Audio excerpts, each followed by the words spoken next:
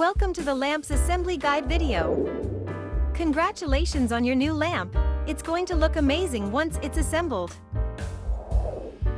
The set comes with 48 slats, an upper ring, and 2 lower ring halves. First, assemble the lower ring by sliding the joints together of the 2 halves. Then take one of the slats and slide it in the lower ring's opening that is closest to one of the lower ring's joints. Don't be afraid to apply pressure and push it in all the way. It should go in with a little snap. The same goes for the upper ring. Locate the opening on the slat and slide it in. Remember to apply pressure.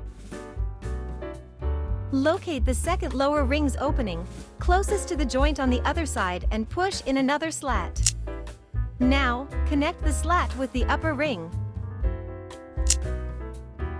Repeat the process and connect the remaining slats. You can also try holding the lamp sideways while assembling.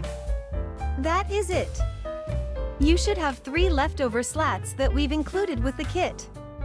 If any questions arise about the assembly process, don't hesitate contacting us. We will be happy to help. You can also find a link to the instructional video for the lamp's cord kit assembly in the description below this video.